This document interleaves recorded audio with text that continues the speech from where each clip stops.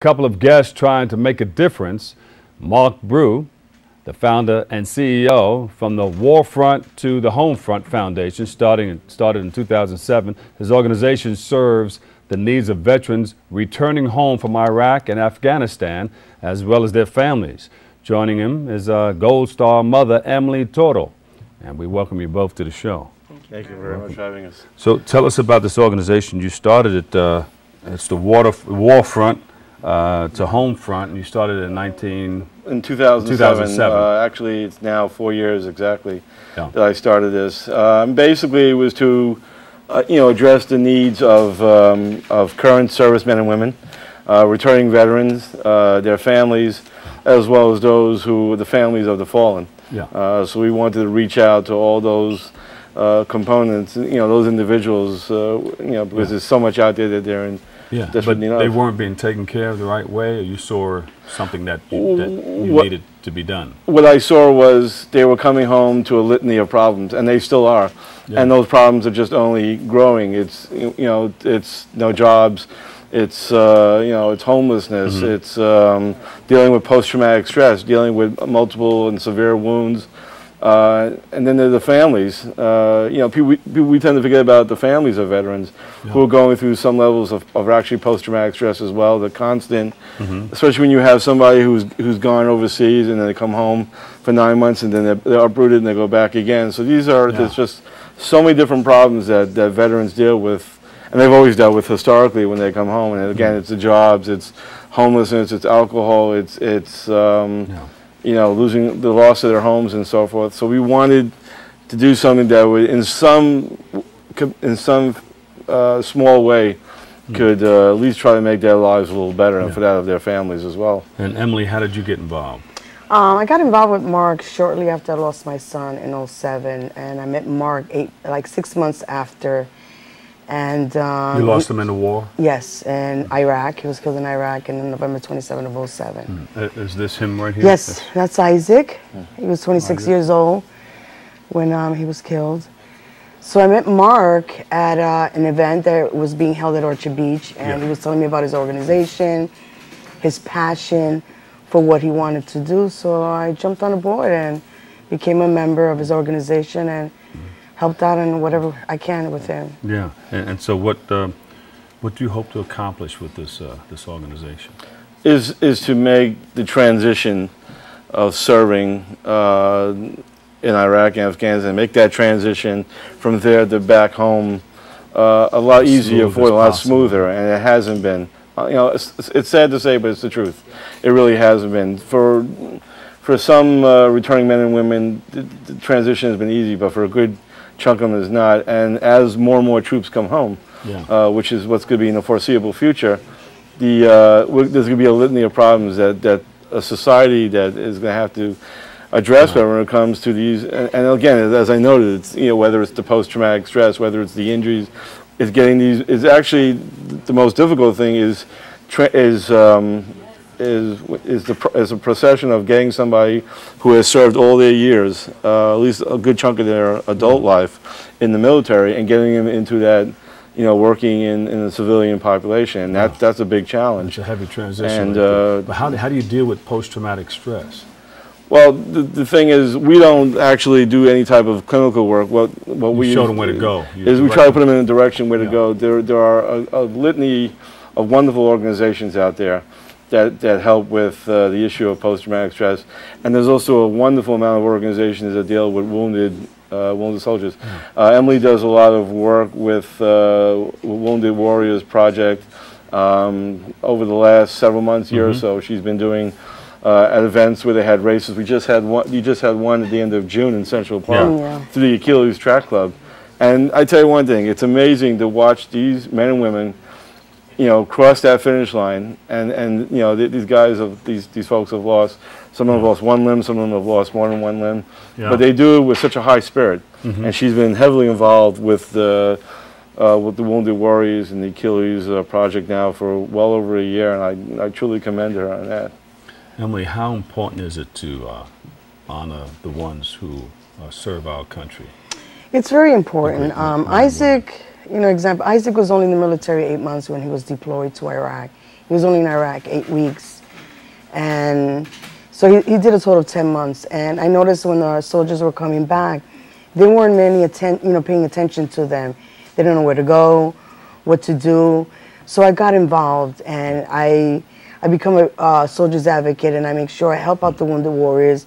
I try to help raise money for awareness. I just endowed a bike. I raised $3,500 to raise a bike in my son's name, and I gave it to a wounded warrior so he was able to use it in the race in Central Park in June. Yeah. So just the process of helping them out and putting them in the right direction as to where they need to go, because society now, they're forgetting our soldiers. They're out there fighting to protect and everybody else just goes along doing their day-to-day business. Exactly, and no one sees that the freedom that they have is due to boys like my son and all these soldiers that are putting their life on the line and paying the ultimate sacrifice. So this is something your son would want you to do. Your son, of course, yes, lives on through you. Yeah, I will do anything to keep his memory alive, which I do. I have a street named after him.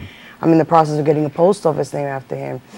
I do, like I said, the bike before. I mentioned about the bike. I do collect money. I'm doing another fundraiser to raise more funds to purchase another bike to endow, and in the name of the soldier that died with my son was his friend. Yeah. And continue to go on there and remember these boys. Can you tell us what happened? Was it? He was. They were on a convoy and they went on a mission, and he went over an IED. Yeah. So it killed him. Specialist Benjamin Garrison, and wounded 2 other guys that were in the back of the Humvee. Yeah, yeah, and that happens a lot in Iraq, it's more than 70% of the casualties that have occurred in Iraq have basically been a Humvee going over an IED. So that's been the majority of the deaths that have occurred over there. Didn't they try to protect that, put metal plates underneath? But that didn't work? No. It's not, it doesn't matter. You know, the government, it has so much armor out there, it's still not going to protect them. You know, these individuals, they put these IEDs in the ground, they're getting smarter every day. Right. And now the sad thing is they're using kids now. If they can't get the IED on the ground that are motion censored or they're triggered with cell phones, they're using kids now to get as close as they can to the truck and just blowing them up. Wow. Right. I want to mention one thing was back in previous wars, like World War II and so forth, where just about every community, every county, every city across the country knew of someone, whether it was a family or friend or a neighbor, that was serving over in Europe during World War II. Yeah. With this population, it's approximately 1% of the population that's serving. So there's an easy situation that happen where where these men and women just get kind of pushed into the background. There's especially there's so much going on in the world now with issues both domestic and international. There are casualties that are still going on in Iraq and Afghanistan, even though we're technically not at war anymore in Iraq. Yeah. You just don't hear a whole lot about it, right? Yeah, there's still casualties going on.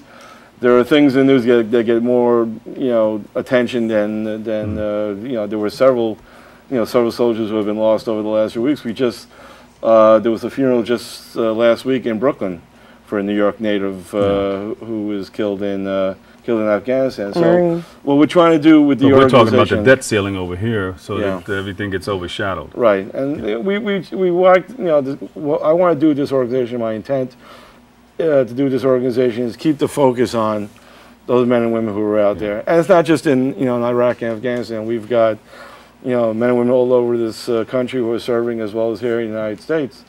And that was one of the reasons why we wanted to do the operation, Cards for Troops. Yeah. The other thing I just want to mention with the fantastic idea that she raised practically on her own, the $3,500, and it was a beautiful bike with Isaac's name on the plate on the back. Oh, that's wonderful. So we're kind of hoping that in the future we can raise money in future fundraisers to get more bikes out there, because to watch these folks come in those races, it truly is. To me, it's inspiring to watch that. Let us know when you put something together. Let the BronxNet know, and we'll be more than happy to come down. My goal is to, my goal is to raise at least enough funds to purchase anywhere between 5 and 10 bikes that I can endow in these soldiers in the name of other Gold Star moms that I know to honor their son. All right, we need the bike companies. Let's go. The bike companies and everybody who wants to get involved. Bicycle companies, let's go. Let them know where to send this. Yes. Well, I just want to mention, I don't know how much time, about the cards for troops. This was something we started last year. We came here last year in I think December. We were sending cards out to troops overseas. We did about 2,000 cards from the end of October to the middle of December, so that was pretty good. Yeah. 90% of which came from young children between the ages of K through 5th grade, handmade cards. So now we're doing this again. We started a little earlier, started in July. And these cards we want to send to not only to men and women who are serving in Iraq and Afghanistan, we'd like to send them to those who are home at various VA hospitals and so forth. Well, Walter Reed is closing, but like the one in Bethesda, there's others here in New York State, VA hospitals. There are homeless shelters that have veterans. And even though my organization is primarily focused on Iraq and Afghanistan veterans, we are planning on sending these cards also to older veterans from Vietnam, Korea, and World War II. Because a lot of them are getting forgotten about, and they're dying each day. Yeah. So we want to get these out to them before they are forgotten, and that's the whole purpose. Tell us where we can send this information, and also for the bicycle companies and people who want to make donations, volunteers, or get involved in cards. Okay. What's the number to call, or email address, or website? Well, if they want, they can email me at mark.brew@gmail.com. As far as the cards are concerned, we have a drop-off point set up at the American Legion Post in Co-op City in the Bronx. It's Operation Cards for Troops, care of American Legion Post 1871, and that's 135 Einstein Loop, room 41, Bronx, New York, 10475, and we're hoping, I know it's the summertime, it's 90 degrees, but we're still hoping we can get a whole bunch of cards, in the end of November, so that's our goal. Did you serve? I never did. My uncle served in World War II, but I've always had the highest level of respect for those who have served and for those who have made the ultimate sacrifice, like Isaac and others. Yeah. To put your life on the line out there is. Well, Mark, you're serving now. Thank you. Thank you for your service. Thank you. Emily, Thank you. for your son's service. You know, Thank you. and we really appreciate the service of every service person that's out there, especially your son. Thank you so much. I this appreciate time. that. And we're sorry for your loss.